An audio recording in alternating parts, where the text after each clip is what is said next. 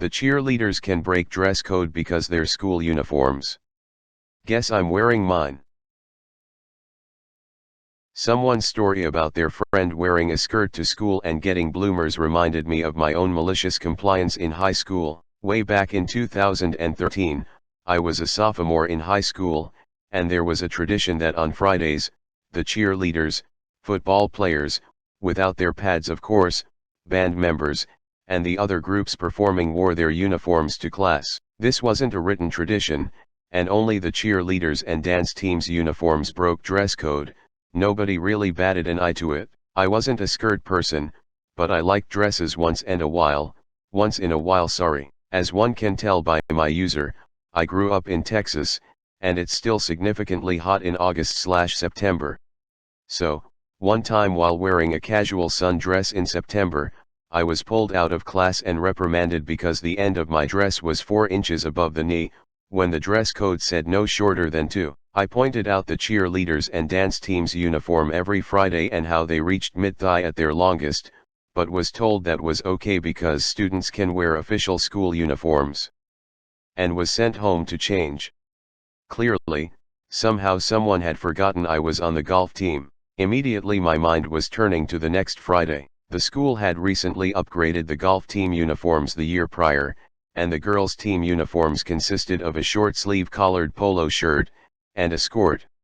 If you don't know what a skirt is, it's essentially a skirt and short shorts combined. It looks like a skirt, but they essentially act like built-in bike shorts, and these duckers were short, I'd argue shorter than the average cheerleader skirt. So that next Friday, about 3 days later, to my parents' surprise, I was ready to go that morning in my golf uniform, as compared to taking a bag to keep the clothes in to change into after school. But I just said Fridays, we can wear our uniforms to class, and they accepted without question and took me to school. Well, by second period, I was sent to the office yet again, and the first thing the assistant principal asked me was why I would deliberately disobey her right after our last conversation, and threatened in school suspension.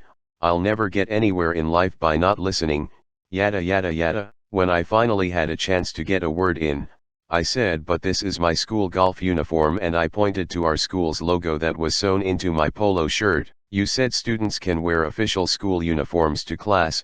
Why are the cheerleader uniforms okay and mine isn't? This isn't even a skirt, it's a skirt, it has pants. I still remember how pissed off she was. She stared me down for what seemed like a millennia. Then she snapped and told me to get out of her office, and go sit in the lobby area. That I knew what she meant, and she would be calling my parents about this blatant disrespect. So, I waited and played on my iPod and chatted with the nice secretary, trying to keep myself distracted, because in reality I had been really trying not to cry. I had massive anxiety when it came to authority, but I still had my naive sense of injustice, and I didn't just want to let this go. After about 20 minutes, she popped her head out and in a very monotone voice, told me I could go back to class and to let teachers know I had gotten permission from the front office to wear my uniform. Then she went back in and closed the door before I could even think to respond. I spent the rest of my day dealing with teachers questioning me about my outfit and 1 or 2 calling the front office to double check my claim that I had in fact gotten permission, and went to practice after school as normal before being carpooled back home. My dad met me at the front door with a small smirk, and I asked him what in the world happened because I knew he was the go-to contact for my school, so I knew she called him. He explained that when she called and tried to get him to come to the school and get me and talked about punishments for my insubordination, he immediately began to argue with her and admitted he raised his voice quite a bit, asking why I wasn't allowed to wear my sport uniform that the school provided to me as a dress requirement at my golf practice, and mentioned taking this all the way to the school board and resolving this obvious favoritism.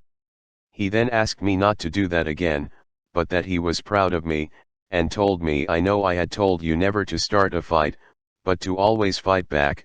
I always thought physically, but you dang sure took the advice. Now to the comments. Great story, great MC, but let's not gloss over the fact your dad was prepared for you to throw down at school face with tears of joy.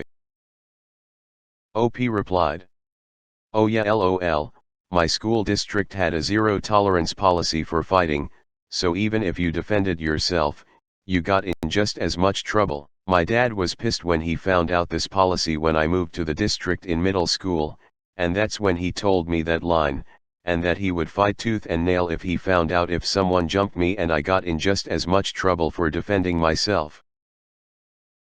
Been on the victim end of that zero tolerance policy, NYC. It still annoys me and it's been 20 years plus. Your dad sounds like a good dad. Here's a question for Americans. I'm Irish and cheerleading is not a thing here.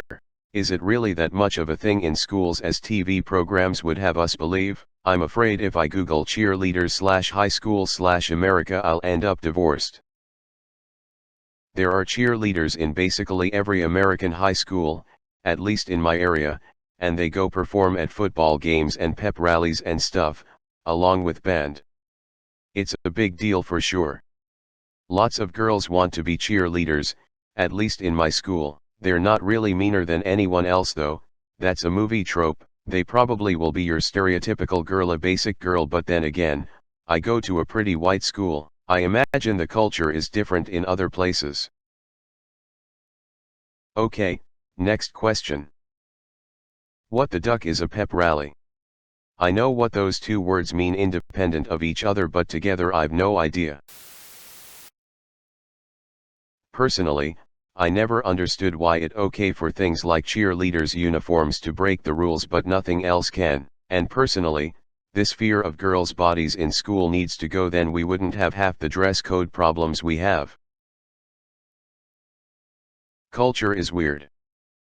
Think about how many people who swim in bikinis would be embarrassed to be seen in just their underwear in public, even though it covers the same amount. We all just make up rules about what is okay and when, then we spend the rest of our lives breaking them.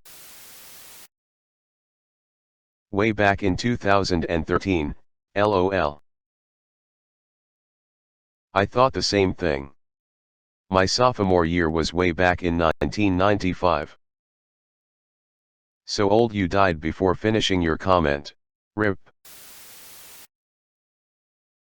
Did no one address the issue that your school uniform was so lascivious that teachers thought it broke the rules? That seems like a big issue that needs resolved, LOL. OP replied. I think because it was a skirt, it wasn't deemed as bad, though that doesn't excuse it. It was more of a pencil skirt shape, so it wasn't like a skater skirt where it swished when I moved. Still short as hell though, and if it wasn't for the pants part, I think I would have fought to wear khakis. Doesn't sound like a great item of clothing to be bending over to swim your club or bending further to pick up the ball. Why do adults insist on making sports uniforms for teenagers so short and difficult to have a life in? Like your style. But what never ever makes it into my brain is why in hell such regulations exist in the first place. My school times wear whatever you like, and the last people on earth who should dare to have a word about it were teachers. Large portions of the American population genuinely believe that bodies are inherently sinful things that should be hidden from observation. Those portions also have large overlap with the because I said so and respect the authority crowds. Asinine rules about clothes are the guaranteed result of this. Only women's bodies though. Those are the ones that need to be controlled.